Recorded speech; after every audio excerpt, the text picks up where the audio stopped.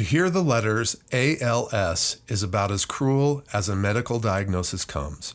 But you'll hear how in the wake of not one, but two family ALS diagnoses, Doug McConnell, co-founder of A Long Swim, along with his sister Ellen, decided to fight back and are making a real difference in the epicenter of ALS research at Northwestern University in Chicago by raising millions of dollars through open water swims across the world. On this episode of Making Our World Better.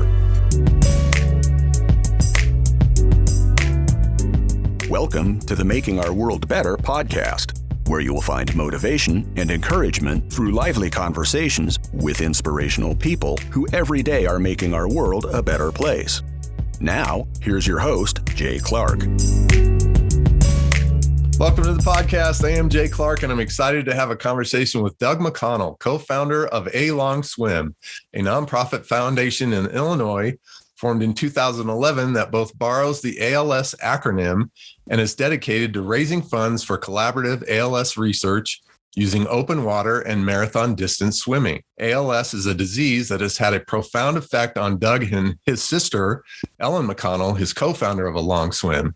In 2006, shortly after their father, Dr. David McConnell, passed away from ALS, Ellen was diagnosed with the same horrific and incurable disease, which she lived with for 12 years. Wow.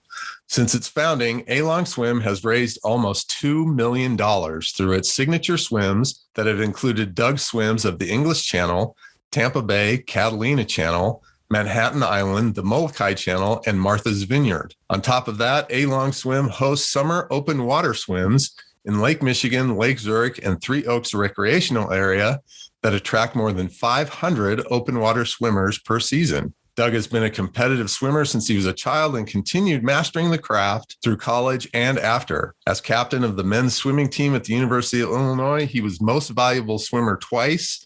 And a fun fact is he scored more points for Illinois men's swimming than anyone has since World War II. In 2009, he moved from the pool to open water, and I can't wait to unpack all of this. Doug, welcome, and thanks for being here. Thanks so much, Jay. I'm honored to be included. Oh, it's awesome. So take us back and tell us a little bit about how you and Ellen came up with the idea for A Long Swim. Oh, yeah, good question. We had gone through 12 years of my dad having gone through this ALS thing. And when he had been diagnosed, we knew nothing about the disease. Of course, people call it Lou Gehrig's disease, right, and so on. And he was a big, strong guy. And it was a practicing veterinarian for many, many years. And I remember as a little guy that I would go on country calls with him, and he would effortlessly move around, just shoulder into a dairy cow or a horse or something, so it's just a really strong, powerful guy. And even after his veterinary practice was small animals, and I'm using air quotes here, muscling up the Great Danes and the German Shepherds of the world, that's no small feat. Right. So when he started to lose some strength in his arms and shoulders, it was pretty weird. And like most people, the ALS diagnosis is sort of the one that's left after they exclude everything else. And, and he told us, he said, look, with this diagnosis, actuarially, I've got 3 to 5 years. And he said, wow. and then I either suffocate or starve to death. Ugh. And it was, it hit you like a ton of bricks. And so forth. But the one thing that he said when he was first diagnosed was that like 90% of the cases, this is not something that travels in family. He said this is a lightning strike and so forth. So it was to reassure my sisters and me and our kids and so forth that this wasn't something that we were going to have to deal with. Sure. He went out of his way to do that. As it turns out, he way outlived the 3 to 5 years. He went 12 years himself. Wow. And then as luck would have it, a few months after he died, Ellen was diagnosed. Oh my gosh, just a few months. Oh, it was. And on the one hand, I'm sort of glad he never knew that. On the other hand, we knew that we were in for another, shipwreck like we had gone through with him. when you deal with a disease, a diagnosis for which there is no cure, there's that feeling of powerlessness that you just can't even, which was what the diagnosis of cancer was a generation ago or 2 generations ago. You just don't know how to even kind of put it into context. That's right. So I remember talking to Ellen, and we said, we got to do something here. Here are these great researchers right here in Chicago at Northwestern. They're doing their world-class work. So there wasn't anything that we could really do for the research itself other than provide funds. And so we started to brainstorm a little bit about how we could raise money and so on. And again, swimming was kind of something that she and I had shared. In fact, she was a very gifted swimmer and was the reason that I became one, is tagging along with her as little, when we were little ones. Yeah. We started to brainstorm a little bit, and I thought, well, what if we could kind of bake in this open water idea, and using all of your muscles as a contrast to the ALS patient who loses all their muscles and so forth, and use swimming kind of as the ultimate defiance of this dreadful disease. Right. So it was actually Ellen who came up with the idea of borrowing the ALS acronym to come up with A Long Swim, and that's where it all started. So, well, that's so cool because it's honoring not only your father working and honoring your relationship with your sister too. So talk a little bit more about that. I read, your thing where you connect ALS and swimming with the muscles and the breathing and everything else. So talk about that a little bit, because it's such a horrible disease. Cruel disease. Exactly. Cruel. And it seems like, and different patients have different, progressions of the disease and all the rest of the stuff. Well, the powerful veterinarian who gets to the point where he can't feed himself, the opera singer who can no longer draw breath, or Ellen was not only a very strong, very good swimmer as really through her teens, but in her 30s decided to be a marathon runner, and didn't, and she ran a 3:30 marathon in her mid-30s. And to the point where she was, stuck in a wheelchair. The disease stages kind of hit different people, different muscle groups, and that sort of thing. But it all kind of stems from the disruption of the signals from your brain to the various muscle groups. And whether it is to, move your hand, or take a step forward, or digest food, there's something that gets disrupted in that signal from the brain to the muscle group. Wow. And and of course, swimming, the cliche has always been, well, you have to use all the muscles of the body to swim and so forth. And there's a lot of truth to it. I mean, compared with other sports and that sort of thing, it really was the kind of perfect contrast and kiss off to this horrible disease. And while the patients gradually lose their ability to use those muscles, by God, we were going to use them all. Wow. So that's where the whole thing started, Jay, and it just kind of blew up from there. Go back a little bit. You guys have this idea to combine several passions: your passion for swimming, your passion for your father, your passion for your sister. Was there really kind of an aha moment when it's like, hey, this might work and we might actually be able to raise money for this? There was. So I had started, I was a swimmer from when I was a 6-year-old or, little guy and stuff like that. Was able to, spend my life as a pool swimmer and so forth. And as I got older, I started to do some open water stuff. I've got a cousin-in-law, a very close guy who's married to one of my cousins, who was a really gifted athlete, was a college football player and so forth. And he got into triathlon. And like many triathletes, Don's least strong sport is swimming. And so he Right. and I had worked a little bit on his swimming and so forth. And there was an open water swimming event that was kind of near us. And Don called up and he said, yeah, I'm going to do this because I really need the training time. Why don't you come with me? And I thought, forget about it. And so he kind of upped the ante to the point that there was a free breakfast included, and I thought, okay, let's go. So we had great fun at this event, and and so I started doing some of these other open water swims and then rivers and lakes and stuff around here, and really having a lot of fun. It was an excuse to keep training, and that was always that I love that part of it.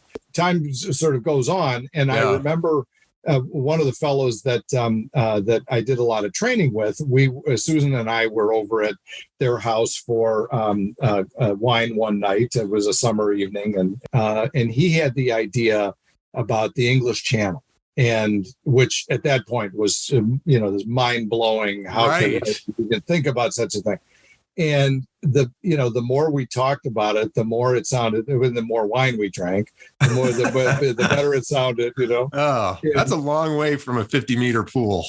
Yeah, no kidding. Oh. But it was but as you get away from that pool, and into open water, there are just everything changed. Of course, it helps to be a good pool swimmer, but it just reintroduces all the variables that the pool takes away. And it's you really don't know where you're going, and all of a sudden there's all these other variables. There's darkness, and there's waves, and there's wind and cold, and as you get into big bodies of water, there's wildlife to contend with, and things like that. So it was just a whale of a challenge, and so we started to talk about the English Channel. And here, kind of on a parallel track, Ellen and I were talking about using open water swimming to support ALS. And all of a sudden, just these worlds started to collide. And I thought, what if you could put together an English Channel swim, use it as a way to build awareness and funds, raise funds for ALS research. And boy, it just all kind of came together. So I have to ask, it's the middle of the night, you're freezing, your body's screaming at you. Was there ever a time where it's like, this sounded like a really good idea? But oh my gosh, I just, what is the drive to make it to the end of that? Well, it's, there is this hopeless selfishness of doing these swims, the swims that I've done. There is a real selfishness about them. I mean, I take on a challenge. I want to knock down the challenge. I'm able to control all these things that are within my, with the control the things you can control. There's nothing quite so, again, selfish and fulfilling about being able to finish one of these swims. At the same time, I mean, the fulfillment of raising this money and stuff like that is, you really feel like you've got a bigger purpose in it, and so forth. And the number of donors that you just can't even imagine the graciousness of people saying, I knew your dad, I knew your sister, I just want to follow along, and so forth. It sort of builds its own momentum. Wow. And there's a funny technology, Jay, that we use that it's a GPS homing device is what it amounts to, and it's not actually, you don't put it on the swimmer, you put it on the escort boat that's with the swimmer, and it sends out this little ping every 10 minutes, I think it is, where somebody on a computer, you go to a website and so forth, and you can kind of track this thing along as you, and hikers use it, and people who are traveling alone, they put one in their car just so their loved ones know where they, do they really make it to Pittsburgh, that kind of thing. And so we use it for swimming, and it's been so interesting you turn this thing on when you start to swim, and people get involved, and they're watching the little ping and so forth. And people have told me, they count down on their watch when the next little beeper is going to come up and stuff like that. And these swims go on for 10, 12, 15 hours. And, and people are coming back and watching this little homing device and so forth. And I remember after one of our swims, I think it may have been the Catalina swim, I was talking to Ellen, and she said, nothing about open water swimming will ever be a spectator sport. She said, but that little beacon really helps. That's great. So do you remember the first time you made a contribution to Northwestern for ALS research, or the first time you contributed funds? Yes, is the short answer. And at the time we were working with another ALS foundation here in the Chicago area. And we had wanted to raise money for research and so forth. And Northwestern actually has 3 ALS labs that are sort of focused on labs that are focused on ALS research in their medical school. And we met one of the, as we kind of went through the process and met the researchers and so forth. There was one of the research labs is headed up by a woman. And she just knocked my head off. And I'll tell you, I sat with her and I listened to her science, and frankly, she kind of lost me on part of it. But we went through this thing, and I remember getting to the end of that meeting and saying, Hande, I have. Her name is Hande Özdemir. She's Turkish, and she's a lovely person. We got to the end of the meeting, and I said, I've been around inspirational people, inspirational women specifically, my whole life. And I said, boy, you have sold me. And I said, and at the time, we were still talking about the English Channel and so forth. And I said, I don't know if we're going to make it across. I don't know if we're going to raise a nickel, but whatever we raise, we are pushing all the chips across the table to you. Oh, and, that's awesome. It has been so rewarding to be able to do that now for 10, 11 years, whatever it is. And for the first few years, we would go to her kind of at the end of the year and say, this year it looks like we're going to be able to send you 80 grand or, what 100,000, whatever the number is. This is not multi-million stuff that we're doing every year. And so we would go to her and say, look, is there a project that in your lab that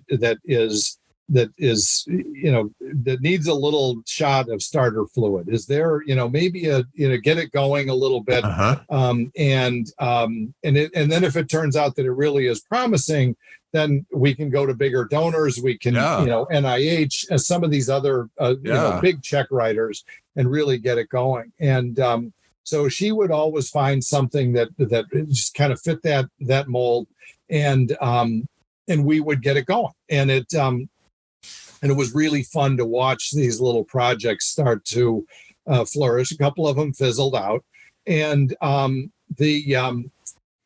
now fast forward how many years? One of them was a project that she collaborated right with the undergrad school, the chemistry department at Northwestern.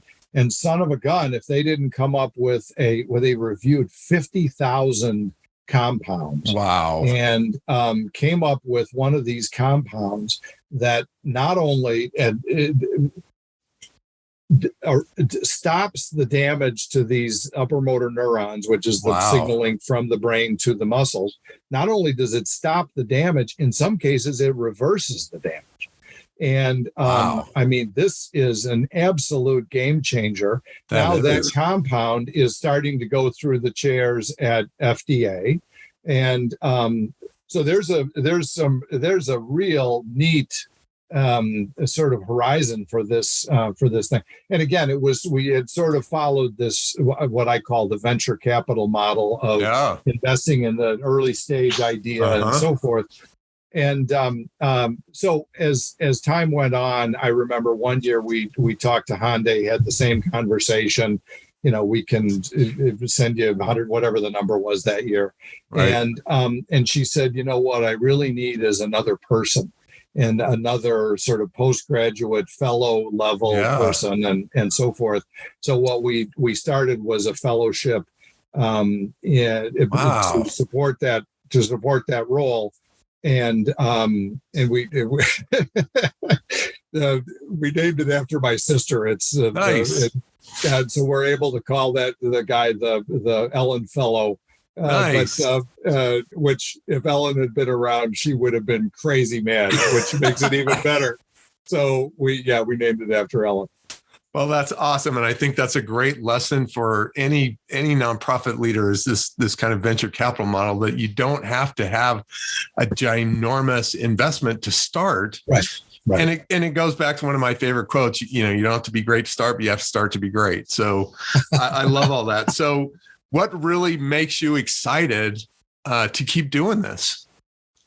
It's got to be breakthroughs like this have to be really motivating. I'm telling you, it just, you get sort of pulled into this excitement and enthusiasm on these research projects, and golly, it's hard not to get to sort of share that enthusiasm and that excitement and so forth. There was a drug that was approved by FDA 3 weeks ago, or this month, and it was the first ALS drug that had been released in 35 years. Wow. And it was specifically, you remember the Ice Bucket Challenge, yep, which was from 2014. It's now 8 years ago. Yeah. But it was just an avalanche of money. And some of that money ended up being earmarked for research and so forth. And some of the Ice Bucket money is what really kickstarted this compound that was just approved a couple of weeks ago. And then there are 3 or 4 more things that are right behind it in FDA and nice. So forth. So there is the progress that they're making is just unbelievable, and it's really a good time to be involved and in this disease and other neurodegenerative diseases and so forth. There was a bill that was passed now a year ago through Congress and signed by President Biden and so forth, called Act for ALS, which is essentially going to provide Ice Bucket money for every year for the next 5 or 6 years. Wow. So things are really turning around, and this is progress like you just can't even imagine. So, wow, it's a good time to be optimistic about finding a cure for ALS. Well, speaking of being optimistic, I think you're on a narrow road, because somebody who has had to deal with this not once, but twice, to take that and really turn it into something good, I think is the narrow road, because that's not human nature. And I applaud you for that. But how would you coach somebody through something like this if they receive this kind of news? Somebody who's received it twice, this news that, oh my God, you've got this cruel, horrific disease, but you still have a chance to do something good and create something positive. How would you coach somebody through that? Because again, like you were saying, your dad's this big superhero guy, right? And this disease chopped him down, and then your sister. So it's hard. I'm just fascinated by how you've taken that defeat and turning it into victory. Yeah, I think you may be giving me more credit than I do. But the point is it's that the road less traveled for sure. Well, maybe so, but it starts out. To borrow that analogy, it starts out with a single step where you say, this news we've just heard, it just sucks. Right. And it's the most dreadful thing you can imagine. And it is, when you go through, remember from psychology class, Mhm. there are, I don't know, 4 or 5 stages of grief where there's Right. denial and there's anger and there's, Right. I don't know, all the rest of it. And you finally get to the end where you say, okay, the boat sank, grandma died, whatever it was that was the horrible thing. And you kind of deal with that grief. Well, I think on this one, we may have been stuck in anger and, whatever that stage is. And, and you just put your foot down and say, by God, we're going to do something about this. And within the scope of our capabilities and all the rest of that stuff, let's raise some money. And it's just something to make you feel better about this, really cruddy hand that you've been dealt. Yeah. And and I'll tell another Ellen story. We were working with this other foundation here in Chicago, the Les Turner Foundation, which is first rate. And one day we were kind of pitching this idea to the foundation. And so we went over there and got a big conference room, and boy, they really filled it with people and so forth. Ellen was with me and so on. And so we get through the whole presentation, and boy, they couldn't have been more excited about it and so on. And we get to the end, and the executive director asks, it was kind of the end of the meeting. She asks the most logical question ever. And I was embarrassed because I hadn't thought of it. I hadn't even thought about this and so forth. But we get to the end of the presentation, and she said, well, wonderful idea. How much money do you think you can raise? And and again, I was stammering because, it's the most logical question in the world. And I hadn't even thought about it. So I spun her for a while, and I finally said, well, I think we can raise $50,000. And she thought that was terrific. It was a great answer. Meeting is over. Everybody, we sort of all shook hands and went on our way. We get down, and I was helping Ellen down to the car. She was in a chair at the time, and had to pack the fold-up wheelchair and all the rest of the stuff. Well, I hadn't even slammed the door shut, and Ellen is looking at me saying, "Where in the hell do you think you can raise $50,000?" And I had no idea, dude. But she really ate me up on that one. And then, as it turns out, by the time many years later, it was shortly before she passed away, and I reminded her of that story. Yeah. And of course, at that point, we'd raised many times more than that. Yeah. But it was, it really gets you going, and you just have to sort of start. And and where you start is inevitably going to be different from where you travel or where you end up. And hey, what a great idea, and boy, there's a million twists and turns and failures, and I think along that way you also have to acknowledge that often in hindsight, wow, we really got lucky on fill in the blank, whatever it was. And and you just sort of muscle through. Well, I'm a big believer that you make your own breaks like that, and when you work hard, things will go your way. So, just to change gears just a little bit, can you tell us one of your favorite stories from one of your swims? I will, and that's got to be a list as long as your arm. So to make you pick one is hard. I will indeed, and I remember I told you a while ago about the idea of the English Channel swim came up over drinks one night, and and it's crazy sort of brainstorm, spitballing kind of thoughts and so forth, and the much more important conversation was a day or so later when I sat down with Susan, my wife, and I said, look, this English Channel thing this is nuts. And we're never drinking wine again. Well, there's answer number one right there.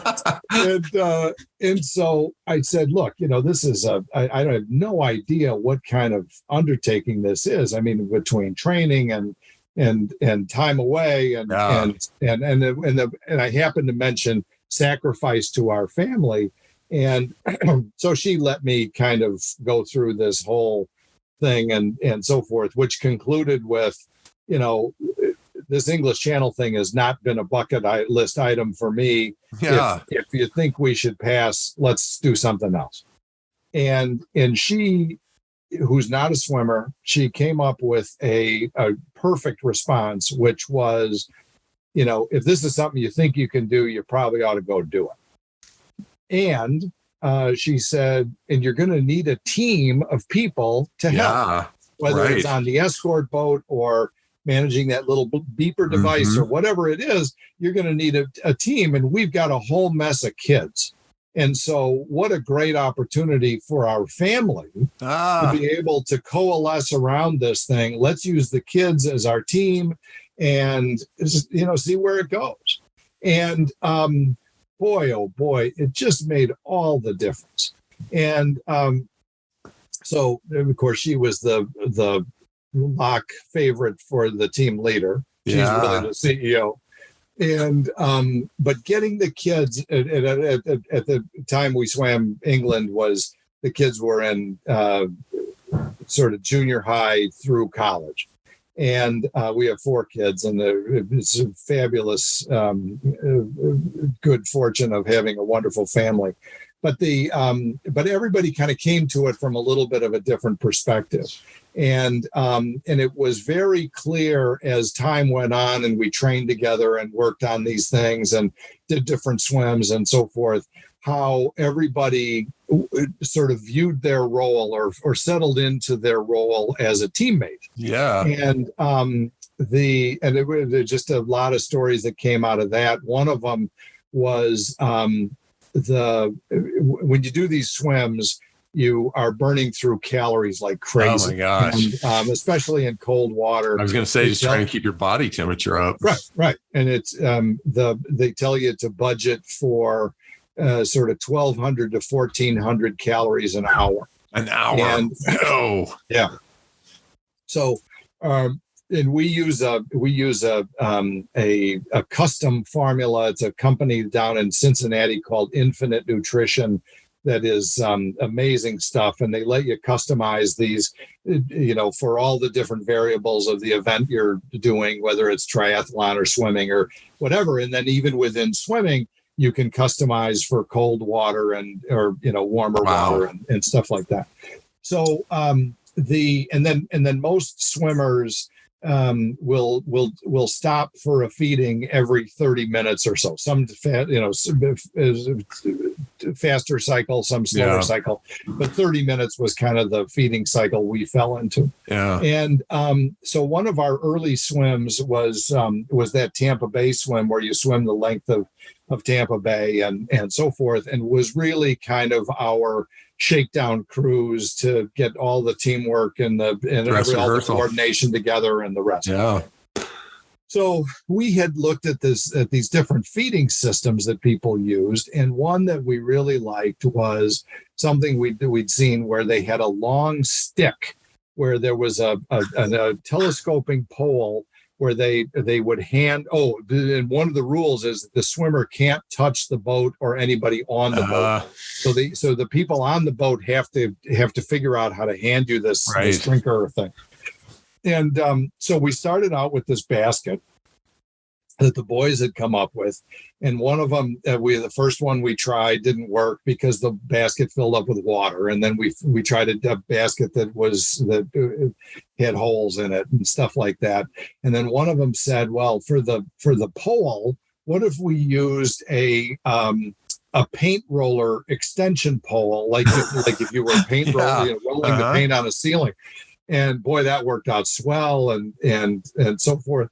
So we for that Tampa Bay swim, we had the paint roller with the basket on it, or paint roller extension thing with the basket on it, and so forth. Worked great. And so of all of the variables that you worry about, you thought, I thought, well, we really got this thing nailed. We've got, the boys figured out this paint roller thing, and and so we take this contraption to England with us.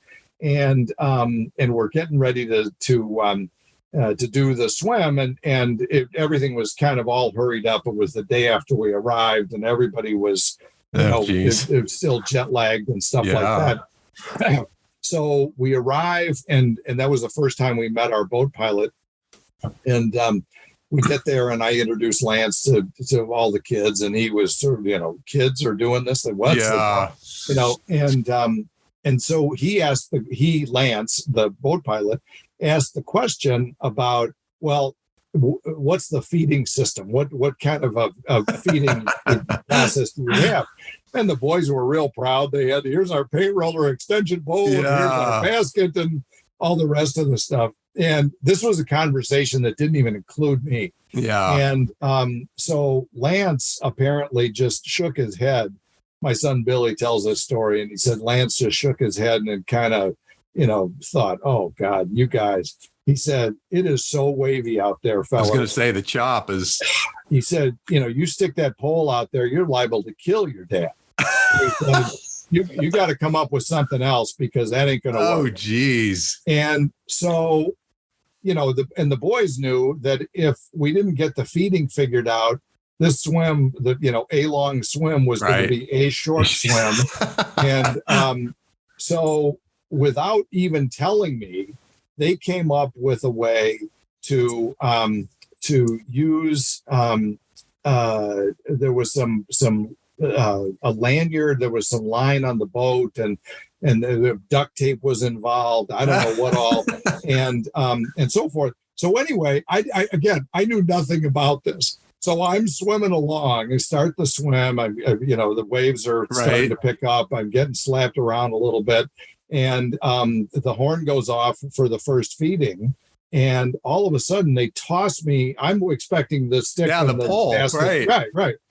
And all of a sudden, they toss me this drinker on the end of a long rope. And I'm drinking the thing and stuff like that. I said, what happened to the basket? And the boys said, we just had to change it. Lance told us we had to change it. And so, and again, I knew nothing of this backstory. But again, from a teamwork standpoint, here are a couple of guys who really know what the goal is. I mean, what we're trying to do is swim to France. Right. And, part of their job is to make sure I get these calories every 30 minutes. Right. And the way we had figured it out and we'd established this thing was a non-starter. So because they knew what the ultimate goal was, they came up with a solution, a stopgap, and son of a gun if it didn't work perfectly. That's awesome. So these are the kind of teammates you want to have. And everybody's on board, and man, oh man, it just worked beautifully. That story will be told in the McConnell family for generations. Last couple for you. Here's one that's a little change of gears. Is tell me what's something you will read, listen to, or watch today. Yeah, good question. I've really fallen in love with these podcasts, and I in fairness, before I was introduced to you by Kurt, I didn't know about your work, and boy, I've listened to a number of them, and I've really enjoyed them. Thank you. There are a lot of really interesting podcasts that are out there, and of course, some of them are from swimmers, and some of them are from this and that business-oriented ones. I'm an investment banker, and so there's no shortage of people who are expert at that and so forth. But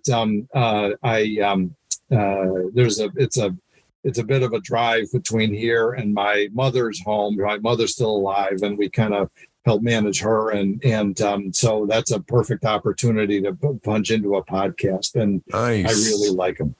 Nice. I think I might know the answer to this one, but who's been a role model for you in doing your work with A Long Swim? Susan herself, my wife, also manages a nonprofit that she had started. It's called Let It Be Us, and it helps children in the foster care system, starting with Illinois, but in the foster care system, find permanent homes. Wow. And it's the child welfare world is it can really be upside down sometimes. And man, oh man, have they come up with great solutions. And she started it 7 or 8 years ago, and it's really changing the face of child welfare. I just couldn't be more proud of what she's doing. And there are so many analogs, Jay, between what Let It Be Us is doing and things that A Long Swim. Well, I'll tell you, I mean, we just steal shamelessly those ideas, and and they're fabulous. I mean, it really has been an amazing coalition. That's awesome. And, I've learned a little bit about when kids age out of the foster system, how the percentage that end up homeless it's horrific. Oh, it's unspeakable. Yeah, unspeakable. So that's awesome. And one of the programs they've come up with addresses that issue specifically. And it's, helping these kids find employment and figure out how to get a car and just sit for an interview. I mean, it's just blocking and tackling kinds of jobs. Yeah, blocking and tackling. That's true. Yeah. Last one. If anybody wants to learn more about A Long Swim, sign up, support, write you a check. How do they find you? Well, speaking of being shameless, how's that? Our website is alongswim.org, and of course the donate here button is shamelessly all over the place. But it's no, I mean, I think I really am honored to have this thing, and it's gone well beyond where we thought it would be. But we're not going to stop swimming until there's a cure.